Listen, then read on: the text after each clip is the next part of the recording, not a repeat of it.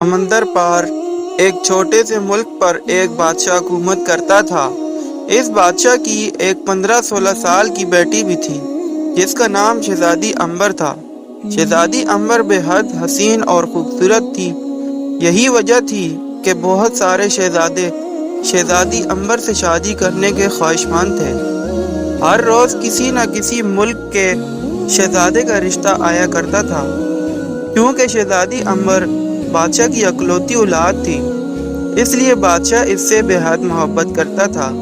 اس کی خواہش تھی کہ شہزادی کو ایسا شوہر ملے جو خوبصورت ہونے کے ساتھ ساتھ رحم دل اور بہادر بھی ہو۔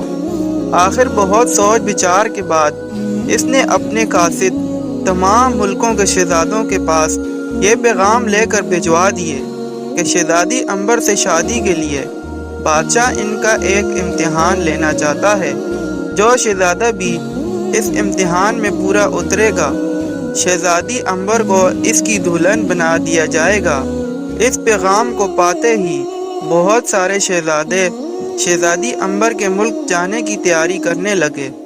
ان میں سے ہر ایک شہزادے کو امید تھی کہ وہ بادشاہ کے امتحان میں ضرور کامیاب ہو جائے گا۔ تمام شہزادے اپنے اپنے ملکوں سے نکل کر بندرگاہ پر جمع ہو گئے۔ وہاں بادشاہ کا ایک خوبصورت جہاز کھڑا تھا۔ یہ جہاز اسی مقصد کے لیے تھا کہ جو شہزادے شہزادی امبر سے شادی کے خواہشمند ہو، اس میں بیٹھ کر بادشاہ کے پاس پہنچ جائیں۔ جب شہزادے جہاز میں سوار ہو گئے تو جہاز کے بادبان کھول دیے گئے اور جہاز تیزی سے اپنی منزل کی طرف بڑھنے لگا۔ شہزادے جہاز پر ادھر ادھر گھومتے ہوئے باتیں کرنے لگے۔ وہ سب کے سب بے حد خوبصورت اور ذہین نظر آتے تھے۔ وہ باتوں کے دوران زور زور سے قہقہے بھی لگا رہے تھے اور ان کے چہروں سے پتہ چلتا تھا کہ وہ بے حد مسرور ہیں۔ ان ہی شہزادوں میں ملک خراسان کا شہزادہ بابر بھی تھا۔ وہ ان شہزادوں سے الگ تھلگ عرشے پر بیٹھا ہوا سمندر کی اونچی نیچی لہروں کو دیکھتے ہوئے کچھ سوچ رہا تھا۔ دوسرے شہزادے اس کی طرف دیکھتے ہوئے زیر لب مسکرا رہے تھے۔ ان کی آنکھوں میں شہزادے بابر کے لیے حقارت تھی۔ وہ اسے مغرور اور بدمزاج سمجھ رہے تھے کیونکہ وہ ان کے ساتھ گھل مل کر بیٹھنے کے بجائے احمقوں کی طرح منہ لٹکا کر ایک طرف بیٹھ گیا تھا۔ اس پر ایک شہزادے نے دوسرے شہزادے سے دھیمے لہجے میں کہا، اگر شہزادی امبر کی اس احمق شہزادے سے شادی ہو گئی تو میں اپنا نام بدل دوں گا۔ دیکھو تو کیسے بت کی طرح بیٹھا ہے۔ حالانکہ یہ بات آہستگی سے کہی گئی تھی مگر شہزادہ بابر نے اسے سن لیا اور دھیرے سے مسکرا دیا۔ لگاتار 3 دن کے طویل سفر کے بعد جہاز امبر شہزادی کے ملک میں پہنچ گیا۔ تمام شہزادے جہاز سے اترے اور ایک دوسرے کے ساتھ ہنسی مذاق کرتے ہوئے شاہی محل کی طرف چل دیے۔ شہزادہ بابر ان کے پیچھے سر جھکائے چلا آ رہا تھا۔ ابھی وہ لوگ تھوڑی ہی دور گئے تھے کہ انہیں ایک امرودوں کا باغ نظر آیا۔ وہاں پر ایک بہت ہی بوڑھا شخص بیٹھا ہوا تھا۔ اس نے آواز دے کر شہزادوں کو اپنی طرف متوجہ کیا۔ شہزادے اس کے پاس گئے۔ بوڑھے نے اپنی لرزتی ہوئی کمزور سی آواز میں کہا، اے نوجوانوں، میں ایک بہت بوڑھا شخص ہوں۔ کیا مہربانی کر کے تم میرا ایک کام کرو گے؟ بڑے میاں، یہ تمہاری خوش قسمتی ہے کہ تم میرے ملک میں نہ ہوئے۔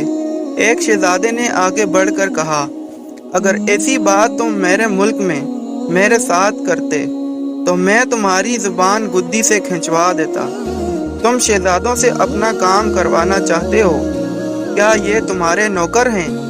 بوڑھے نے گڑ گڑا کر کہا، میں بہت غریب آدمی ہوں۔ میرے چھوٹے چھوٹے بچے ہیں۔ اپنے باغ سے امرود توڑ کر میں اپنا اور اپنے بچوں کا پیٹ پالتا ہوں، مگر تم میری حالت دیکھ رہے ہو۔ میں امرودوں کے درختوں پر چڑھ کر امرود توڑنے سے قاصر ہوں۔ شہزادے بھی انسان ہوا کرتے ہیں اور انسان ہی انسان کے کام آتا ہے۔ کیا تم میں سے کوئی بھی ایسا نہیں ہے جو میری مدد کر سکے؟ اپنی زبان بند کرو۔ ایک شہزادے نے آگے بڑھ کر کہا، یہ بوڑھا تو سر پر ہی چڑھا جا رہا ہے۔ یہ کہہ کر اسی نوجوان نے بوڑھے کو ایک ایسا دھکا دیا کہ وہ دور زمین پر جا گرا۔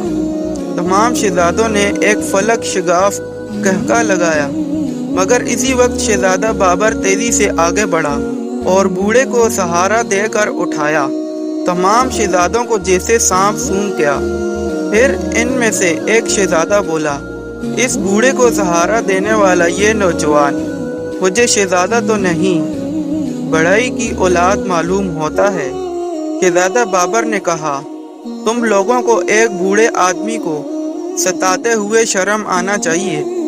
کیا تم لوگوں کے دلوں میں اپنے سے بڑوں کے لیے کوئی عزت نہیں؟ ایک لمبے تڑنگے شہزادے نے اس کے پاس آ کر کہا، اپنی یہ نصیحتیں اپنے پاس رکھو۔ اس بوڑھے کو کیا حق پہنچتا ہے کہ یہ ہم سے امرود توڑوانے کا بیہودہ مطالبہ کرے؟ اس میں اس بیچارے بوڑھے کا بھی کوئی قصور نہیں ہے۔ وہ تمہاری شکلیں دیکھ کر یہ سمجھا تھا کہ تم لوگ شریف نظر آتے ہو، اس کی بات مان لو گے۔ اس کو کیا پتا تھا کہ تم اتنے مغرور اور بدتمیز ہوگے؟ شہزادہ بابر نے جواب دیا اور بوڑھے کے کپڑوں سے گرد جھاڑنے لگا، جو زمین پر گرنے کی وجہ سے اس کے کپڑوں پر لگ گئی تھی۔ اس کی باتیں سن کر تمام شہزادوں کے چہرے غم و غصے کی شدت سے سرخ ہو گئے۔ اسی لمبے تڑنگے شہزادے نے اپنے ساتھیوں سے کہا، اس بے وقوف شہزادے نے ایک غریب بوڑھے کی حمایت میں ہماری سخت بے عزتی اور توہین کی ہے۔ اب ہم اسے زندہ نہیں چھوڑیں گے۔ اس کی بات سن کر تمام شہزادوں نے اس کی تائید کی۔ ایک شہزادہ جو کہ اپنے آپ کو تلوار کا دھنی سمجھتا تھا، اپنے میان سے تلوار نکال کر بولا، میں اس احمق سے تم سب کی بے عزتی کا بدلہ لوں گا۔ شہزادہ بابر نے بوڑھے کو ایک طرف ہٹا دیا اور اپنی تلوار نکال کر اس نوجوان شہزادے کے مقابلے میں ڈٹ گیا، مگر وہ نوجوان شہزادے بابر کے سامنے زیادہ دیر تک نہیں جم سکا۔ شہزادے بابر نے پینترے بدل بدل کر تلوار کے ایسے ایسے ہاتھ دکھائے کہ مد مقابل جلد ہی بے بس ہو گیا۔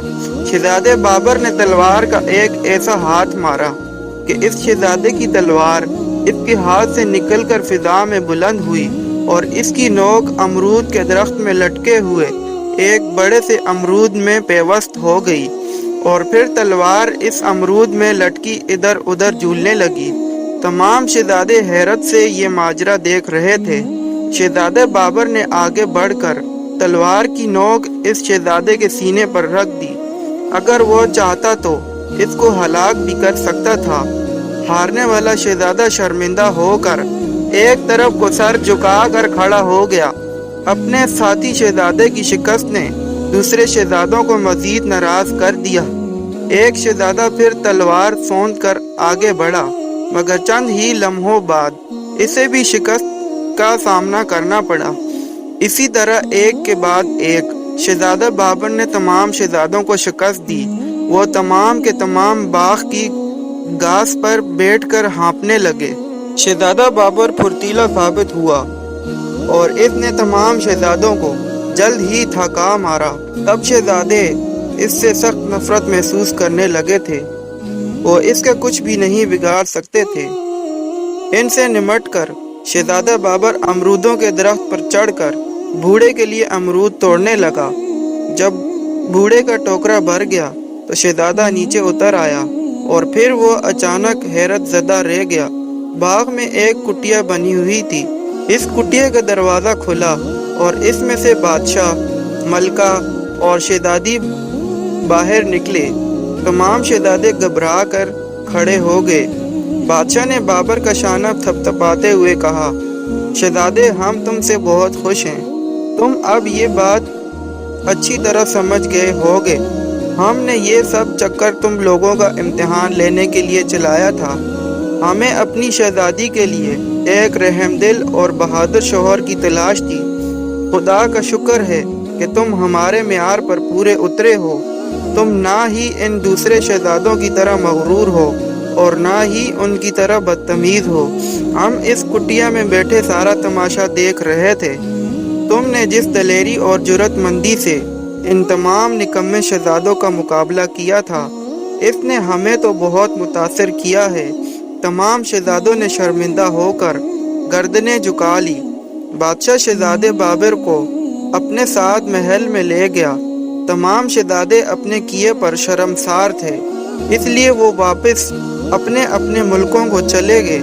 چند ہی دنوں بعد شہزادہ بابر اور شہزادی امبر کی بڑی دھوم دھام سے شادی ہو گئی، اور اس طرح شہزادہ بابر اپنی رحم دلی اور جرات مندی کی بنا پر دنیا کی خوبصورت ترین شہزادی سے شادی کرنے میں کامیاب ہو گیا۔